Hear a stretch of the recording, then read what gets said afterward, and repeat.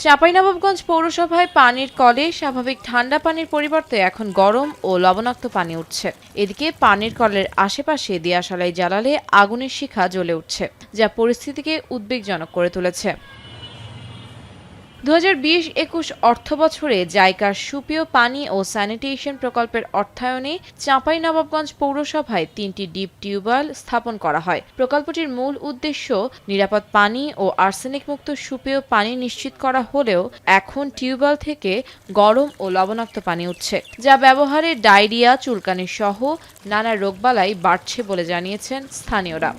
এই ট্যাপগুলাতে ওই যে পানি বের হওয়ার সাথে সাথে শো শো শব্দ হয়। হঠাৎ হাত ধুতে ধুতে দেখছি যে গরম পানি, তখন বড় ভাইরা ছিল, ওরা এমনি ম্যাচ ছিল ওদের কাছে, ম্যাচলে তখন আগুন ধরাতে গেছে, দেখছে যে আগুন ধরতে লেগেছে। এসব কল থেকে গরম পানির পাশাপাশি বের হচ্ছে বাতাস। পানির কাছে দিয়াশালাই জ্বালালেই জ্বলে উঠছে আগুনের শিখা। এতে এলাকা জুড়ে উদ্বেগ সৃষ্টি হয়েছে।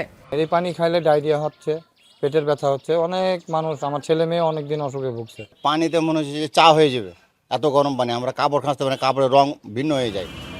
চাঁপাইনবাবগঞ্জে পানির দুর্ভোগ দূর করতে ওয়াটার ট্রিটমেন্ট প্ল্যান্ট বসানো ছাড়া এই সমস্যা দূর করা সম্ভব নয় বলে জানায় পৌর কর্তৃপক্ষ। 1000 গভীর ফিটে যে আমাদের 3টে ডিপ টিউবওয়েল আছে, সেটা হলো অনুসন্ধানী ডিপ টিউবওয়েল। এটা জনস্বাস্থ্য প্রকৌশল অধিদপ্তর তারা চিন্তা করেছিলেন যে 120 ফিটে যে পানিটা পাওয়া যাচ্ছে সেটা থেকে আয়রন আর্সেনিক থাকার কারণে পানি ব্যবহার করতে পারছে না। এর জন্যই 1000 ফিটে গেছিলেন। যাওয়ার পর দেখছি যে পানি গরম এবং লবণাক্ত। আমাদের এখানে একটা প্রজেক্ট নেওয়া হয়েছে অলরেডি, যে প্রজেক্টটা আমাদের এখন এখানে আছে। এই প্রজেক্টটা পাস হলে সেখানে আমাদের নদীর পানি তুলে বিশোধন করে পাইপলাইনে সরবরাহ করা হবে। এটা আমাদের, এবং পরবর্তী আমাদের এই চাঁপাইনবাবগঞ্জ জেলাতে যতগুলো কাজ হবে মোটামুটি সবগুলো সার্ভিস ওয়াটার বেস কাজ হবে, এইভাবে আমরা প্ল্যান করছি। অন্যদিকে দ্রুত পরীক্ষা নিরীক্ষা করে প্রয়োজনীয় ব্যবস্থা গ্রহণের দাবি উপজেলা প্রশাসনের। বিষয়টা ঊর্ধ্বতন কর্তৃপক্ষ সহ আমার অন্যান্য যে দপ্তরগুলো আছে তাদেরকে জানাবো, এবং পরীক্ষা নিরীক্ষার পরে এই বিষয়ে আমি কিছু বলতে পারবো।